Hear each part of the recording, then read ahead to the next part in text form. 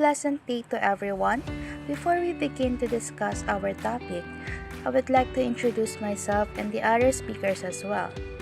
I am Christina Almazar, together with Mr. Flores, Mr. Sebastian, and Mr. Sevilla, and we'll be tackling about the stages of first language acquisition presented by our group, which is group number 3. So before we begin, I would like to ask all of you, so what are the stages of first language acquisition from birth to childhood? So do you guys have any idea about it? Okay, don't worry because in this podcast, we will discuss it all. So the first stage that we have is the pre-linguistic stage. It commonly occurs from birth to 12 months of age. So during this stage, crying is only their way to communicate with someone. So if we notice it from the newborn, they tend to cry a lot. They tend to cry whenever they are uncomfortable, hungry, and so on. Next that we have is the one-word stage, or also known as holoplastic stage. It commonly occurs between 12 and 18 months old. So during this stage, children begin to express complex ideas using single words that is called holophrases. Moving on to the next stage is the two-word stage. The two-word stage occurs between 18 and 24 months of age. And during this stage, which children start to form simple two-word sentences or two words, it allows them to express more complex ideas. By forming two words, it illustrates their emerging understanding of syntax. The next stage is telegraphic speech. It commonly occurs between 24 and 30 months of age. It also refers to the conciseness which child tend to say most of the time. During this age, a child tend to shorten the sentences by using limited words but has a clear meaning. Lastly is the later language development. It occurs from 30 months of age onwards.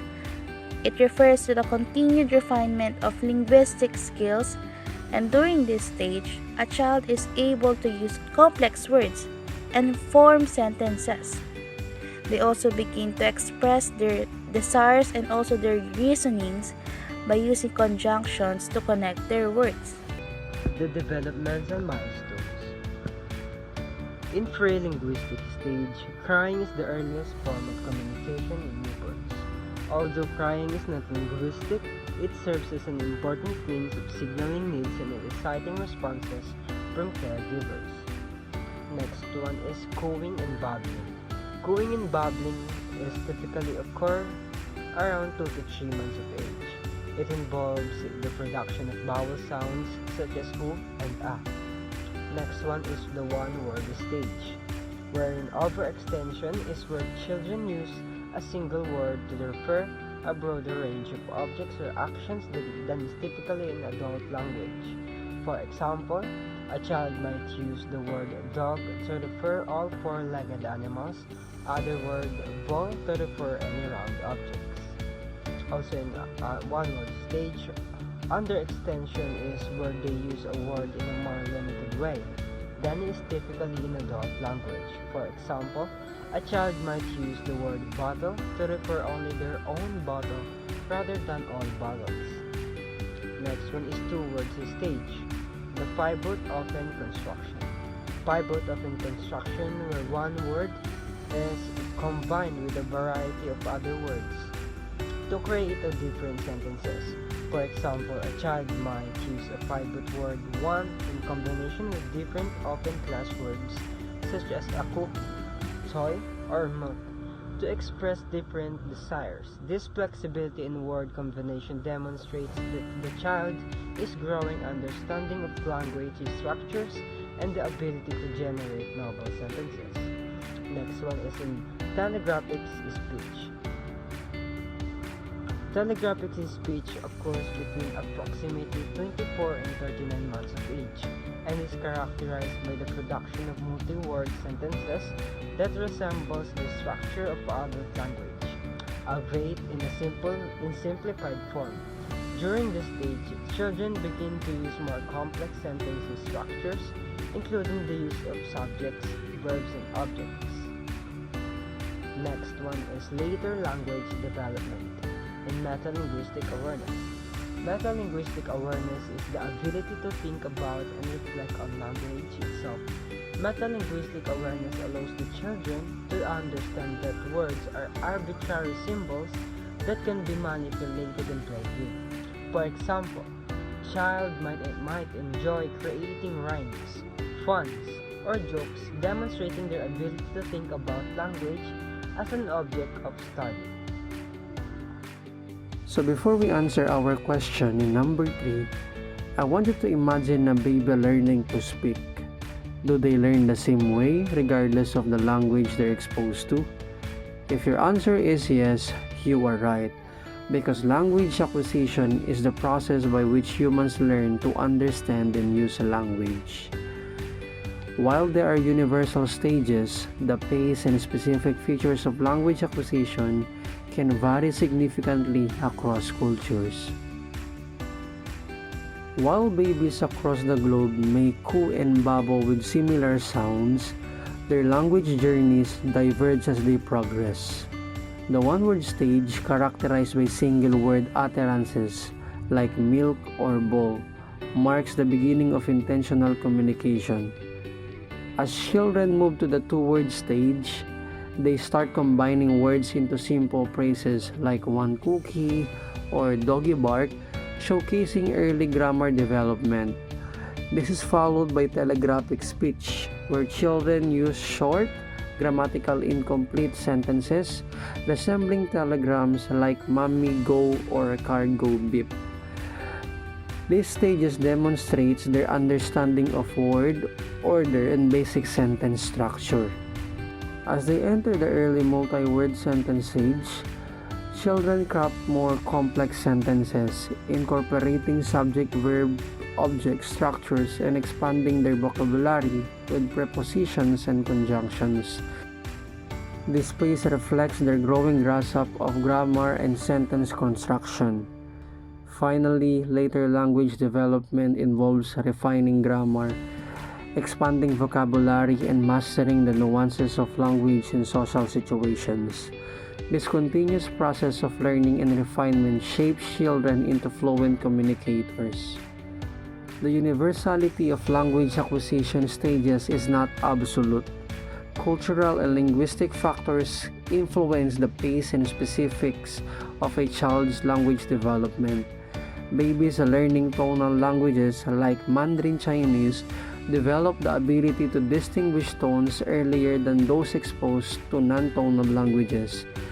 This is because tones are crucial to understanding meaning in tonal languages, requiring children to finely tune their auditory perception. Similarly, children learning languages with complex verb conjugations, like Spanish, might take longer to master verb tenses compared to those learning languages with simpler verb systems. This is due to the intricate grammatical rules they need to learn and apply. Furthermore, cultures where children are encouraged to engage in conversation early on often develop more advanced language skills at an earlier age. This is because they have more opportunities to practice and receive feedback on their language use, fostering their linguistic development. The influence of culture on language acquisition is evident in the specific examples of Japanese, Korean, and Arabic. Japanese children learn the concept of politeness through specific language markers called honorifics, which are used to show respect to different social groups. This cultural emphasis politeness is reflected in their language development. Korean children are exposed to honorifics from a young age, which are grammatical markers used to show respect based on social hierarchy. This exposure shapes their understanding of social relationships and how language reflects these dynamics. In Arabic, children are often taught to read and write from an early age, starting in preschool. this early literacy exposure can influence their language development, leading to a higher level of literacy skills compared to children in cultures where literacy is introduced later. Cultural norms, parenting styles, and educational practices all play a significant role in shaping a child's language development. The way parents interact with their children, the amount of language exposure they receive, and the emphasis on language development all influence their linguistic journey.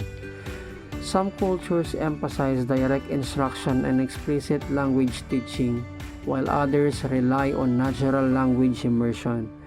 Educational practices also contribute to shaping language acquisition. Some cultures prioritize formal language learning through structured programs, while others focus on play-based learning where language is acquired through interactive experiences. Social interaction is another crucial factor. Some cultures encourage children to engage in conversations, fostering their communication skills, while others emphasize observation and listening, influencing their language development in different ways. To conclude, while there are universal stages of language acquisition, these stages are not rigid blueprints.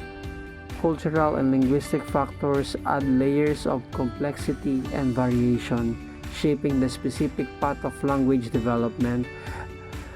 Recognizing these differences is crucial for fostering effective communication and promoting inclusivity. Understanding how language acquisition is shaped by culture help us appreciate the diversity of human communication and build bridges between different communities.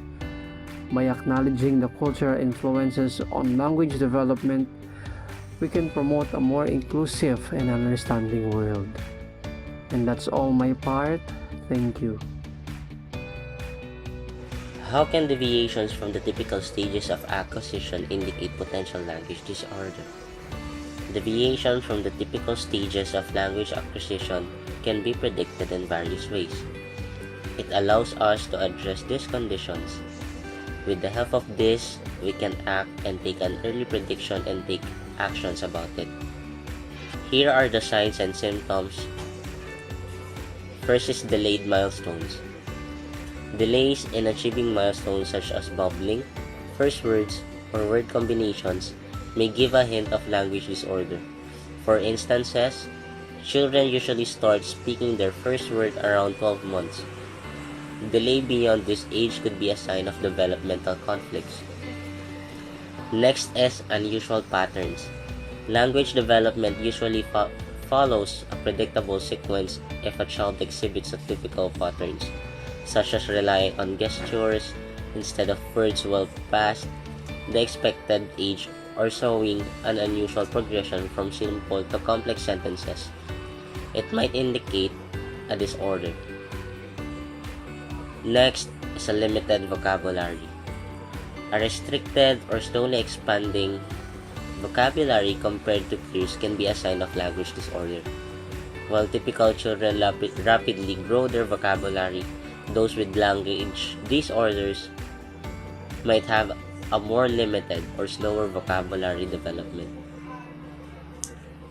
Next and last, social communications difficulties. Trouble with understanding language in social communications, such as issues with conversation or processing nonverbal cues, can point to disorders like autism spectrum disorder or ASD, or social communication disorder.